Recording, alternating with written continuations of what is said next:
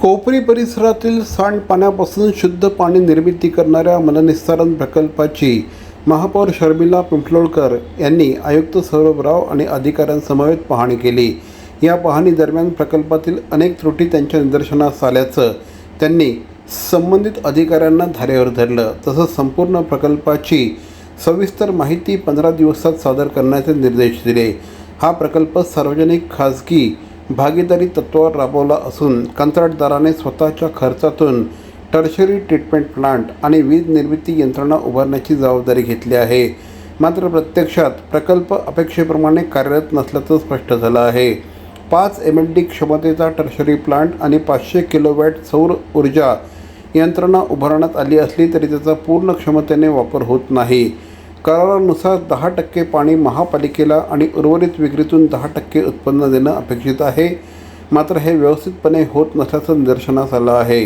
त्यामुळे प्रकल्प तातडीने पूर्ण क्षमतेने सुरू करून कार्यक्षम बनवण्याचे आदेश महापौर शर्मिला पिंपलोळकर यांनी दिले।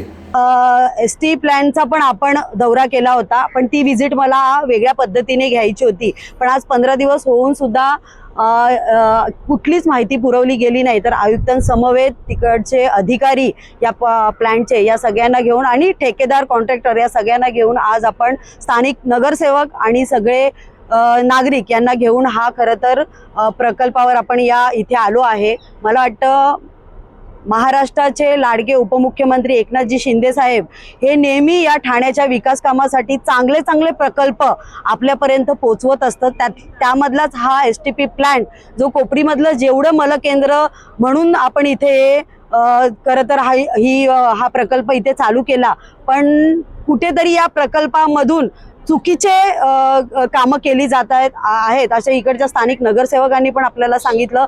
आणि मला असं वाटतं की जर 10 कोटी किंवा याच्यापेक्षा कोटीवध्य रुपये आपण जर या प्लांटसाठी देत असू आणि त्याच्यातून जर आपलं निरागसन होत नसेल तर मला वाटतं हा प्रकल्प थांबवला गेला पाहिजे किंवा याच्यावर काहीतरी पुनर्वसन किंवा पुन्हा प्रक्रिया करून हा पुन्हा प्रकल्प चांगल्या पद्धतीने केला पाहिजे। कारण येणारा जो पैसा आहे किंवा देणारा जो पैसा हा नागरिकांचा आहे, लोकांचा आहे आणि त्याच्या मधूनच आपण एक चांगले प्रकल्प राबवण्यात यशस्वी होत असतो। पण आता याच्या पुढे मी महापौर म्हणून या प्रकल्पाला भेट दिली आहे आणि सगळ्या गोष्टी जाणून घेतल्या आहेत। जे 5 MLD पाणी आहे ते शुद्धीकरण होतं तर तो तसं काही मला इथे दिसलं नाही।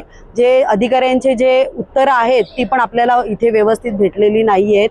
पण माझ्या दालनामध्ये पुन्हा एकदा सर्वांबरोबर सगळी ही मीटिंग घेऊन याच्यातून काय निष्पन्न होईल याचा मी पाठपुरावा करत आहे।